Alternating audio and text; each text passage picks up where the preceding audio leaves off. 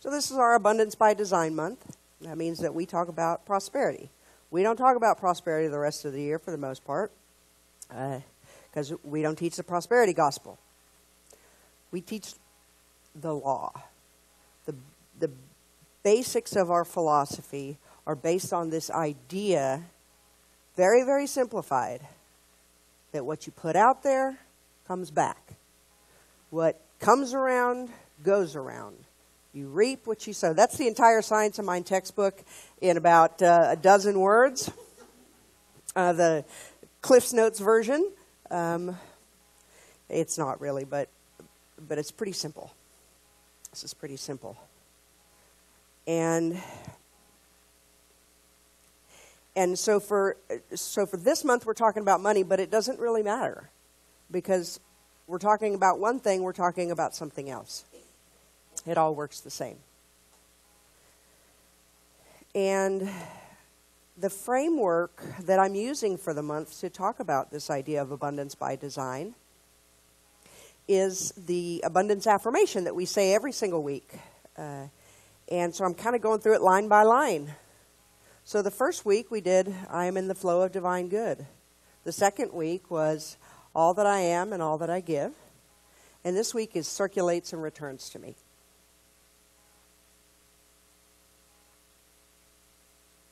Was it hard for you not to say the next line? It was hard for me not to say the next line. Okay, so I'm going to talk about the law of circulation. That's why I did the spiel about the law. And Ernest Holmes, the founder of the Science of Mind and Spirit, says there's really only one law. We call it different things when we use it different ways, but there's only one. So he calls it the law of cause and effect, the law of attraction, the law of circulation. It's all the same thing. The law of mental equivalence. Very, very simply, we live in a flow, and the good we put out is the good we receive. Now, I will say that the original gift came because you're here. The original gift is life. That you have come here as an embodied expression of the one and only Almighty, or Spirit, whatever you want to call it. All right, so we're talking about the law of circulation. The first thing is, what's the law of circulation? The easiest way to describe it, and this comes from Deepak Chopra actually, all things in the universe are flowing in circulation. Pretty simple. Everything's moving. Deepak Chopra says, the universe operates through a dynamic exchange. Nothing is static. Your body, your mind, and your energy are in constant exchange with the universe, the cosmos, and cosmic energy. And so everywhere we look, within, without, things we can't see, things we can. I forget, it's like, I personally at this very moment am sharing 50,000 molecules with Jesus of Nazareth. And so is everyone in this room. It's bizarre. At this very moment in all of our bodies, blood is circulating. Air is moving into the lungs, being dispersed through the blood to the tissues that need it, circulating, and is coming out. This is on every level, whether we want to call it energy or matter. Circulation is happening. So why do we call it a law? Well, this is a quote actually from Wallace Wattles.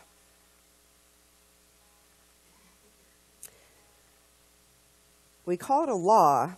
Well, okay, let me just read the quote first. You can act in accordance with these laws or you can disregard them, but you can in no way alter them. The laws forever operate and hold you to strict accountability, and there is not the slightest allowance for ignorance. So what is Wallace Wattles saying here? It's a law because it's a thing that happens. Let's talk about gravity. Gravity is. We don't make gravity. Someone discovered it. Other people have described it. We make use of it. in the way that we live our lives, in the things that we consider in our engineering projects, in what we choose to stand underneath or don't stand underneath. But it's happening regardless of our opinion about it. I always get this vision of, standing under something that's going to fall on your head and be like, well, I don't believe in gravity. The piano that's coming out the second-story window doesn't really care. We call it a law because it's operating, or principle is the other word for it. It is operating regardless of our opinion about it and regardless of our belief in it. And because Holmes would say it's immutable. Holmes would say it's immutable.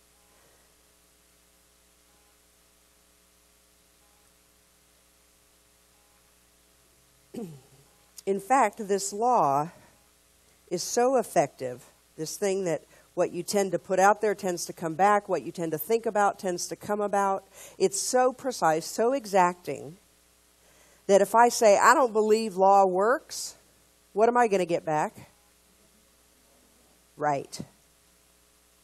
Right. Huh? There is that, which means it's working. Okay, so this is not something that we get to have an opinion about and delay its operation if we're not fond of it or anything else. It's just doing like this. This is the way I was shown one time, that it's doing like this. This creative law is always happening like this. And we're over here. And it's happening. And our purpose is to get in flow with it. To get in flow with it. And what that means is that we don't make it work. We align ourselves with the way that it works. We align ourselves with the way that it works. I'm going to give you an example of this related to money. And some of you guys have heard this story before, but it's just so good. I can't help it. In 2008, when the bottom fell out of the market, and that affected the income in my household, and that affected my ability to finish my last year of ministerial school because I could no longer afford the tuition. It affected a lot of things, and I was slinging coffee at Starbucks and working for insurance, and all of a sudden, our household income over a period of 5 months went down by 60%, I think it was. 60%, and I'm like, I got the and I felt torn. And so I had a phone call with my mentor, my spiritual mentor, and she said, now I'm going to use the word that she used. She said, do you tithe? And I said, yes, I do. And she said, you have the right to demand support. And I was like, what? Because even though I know that God is not something out there, a big being or whatever, the idea of demanding something from God, even if it's not, you know what I mean? It's just like, what? She said, you have the right to demand to be supported. And so I said, okay, that became my affirmation. I demand to be supported. Now, in the meantime, I actually had to take care of some things because there wasn't enough money coming in. And I knew I was going to have to give up school. And so I have a friend who's very, very wise in the matters of finances, a long, distinguished business career. And so I made an appointment with him, and I went to talk to him, and I said, I need your help figuring out how long I'm going to need to be out of school, how to make this very, very limited income work. And so we had a long conversation, and then we prayed together. And then he whipped out his checkbook, and he wrote me a check for $6,000. And that was my entire tuition for the year. And he handed it to me, and he said, this is a gift, not a loan. You have work to do in the world. Okay, so that's part of the story. School was paid for, taken care of, out of the blue, never expected it. The other thing is, if I look back over an 18-month period, I cannot tell you how we managed to operate a household. There was not enough money coming in to even meet our bills. I don't know how it happened. I don't know how it happened.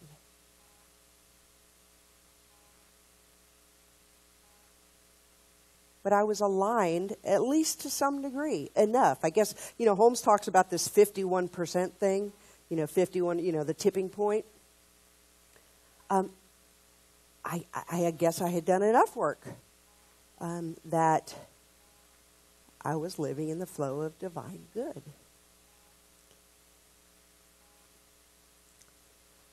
Ernest Holmes, this is a quote out of Science of Mind textbook. When the law of circulation is retarded, stagnation results.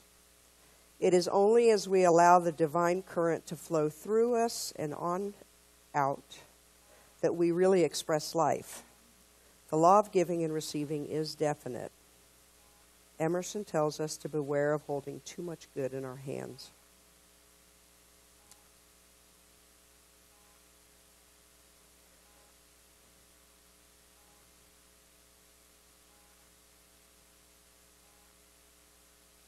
I'm going to use a couple of slides to illustrate this idea of what circulation really, really looks like. And I will tell you that I have used these slides before. Many of you may have seen them. The reason I go back to them every couple of years is because nothing so profoundly influenced me and helped me to understand this than these two slides. I should turn this light off over here. All right, can everybody see that? Anybody know what that is? It's the Sea of Galilee. It's fed by the Jordan River. The outflow it goes... well, anyway, it doesn't matter where it goes. As you can see, it supports abundant life. You can swim in it, boat in it, fish in it. All of these agricultural lands are fed by the Sea of Galilee. It is full to overflow. Right? Okay, now, 100 miles away, fed by the Jordan River also. So same terrain, same lands, same area of the world, same all of that, same river.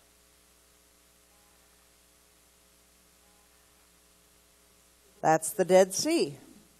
What's the difference? Sally Shaw with a flash of the blindingly obvious.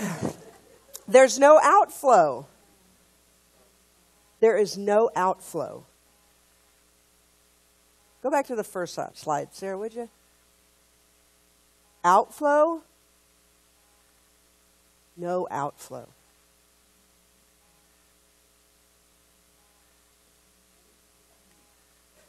Meaning the Jordan River comes in, but nothing flows out of it. So it's like a dead end. A water dead end, an energetic dead end, depending, what you want to talk about. Exactly, because something comes in, but nothing goes out. And so what happens? Sludge. Now, in this particular case, it's minerals, and there's some beautiful things about those minerals. And, one thing that does exist on the Dead Sea is a lot of spas where you can go float in this mineral-rich, salt-rich water. But that's not the same thing as life.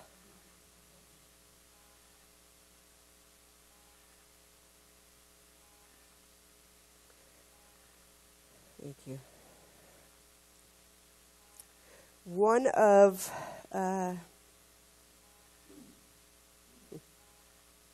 don't want to say that. I feel like those slides are so profound that I really shouldn't even say anything more about them. And so I'm just going to shorten this up. Brad, are you in earshot? Here he comes.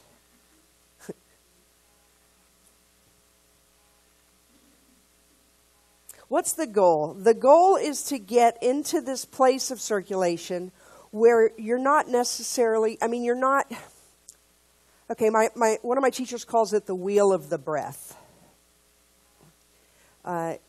We think about the breath as breathing in, breathing out, right? But my teacher, Kathy, and this we find this in several meditation traditions, talks about the wheel of the breath.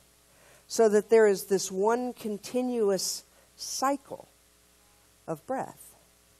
And the lines between the in-breath and out-breath, they're not as distinct because it's a wheel. So the point of aligning ourselves with this thing we're calling the law of circulation is to step into that in a way that we take it for granted. And we are so intimate and trusting of it that we don't have to take thought for the morrow. We don't have to intentionally keep setting new things in motion, right? It begins to operate on our deepest truths, and we're in flow with it. And that has nothing to do with the accumulation of stuff. It has to do with there's no other way to say it. It's living in a state of grace. But grace, to some degree, is a mechanical thing in the universe. Does that make sense? So my goal is to get to a way of giving that I first was, the words are from The Prophet by Khalil Gibran, which was the first and most enduring spiritual book I have ever come across.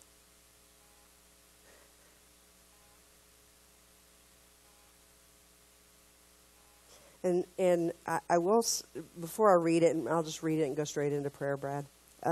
Before I read it, I want to say this. Ernest Holmes says that that our teaching is love and law. The twin pillars of the science of mind and spirit are love and law. This thing I've been talking about, that's law.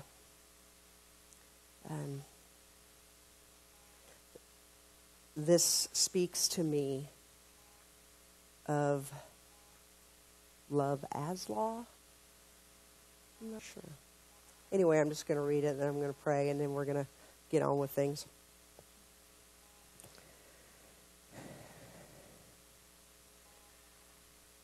And there are those who give and know not pain in giving, nor do they seek joy, nor give with mindfulness of virtue. They give as in yonder valley the myrtle breathes its fragrance into space. Through the hands of such as these God speaks, and from behind their eyes he smiles upon the earth. Let's pray.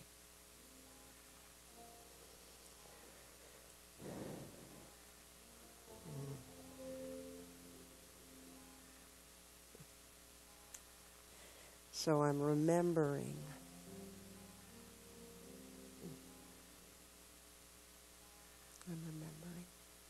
I'm remembering that there is one life, one presence, one power. We can call it God or whatever. Doesn't matter. One life, one power, one presence, one spirit. And by the very nature of its unity, it is present everywhere, in its entirety, at every moment.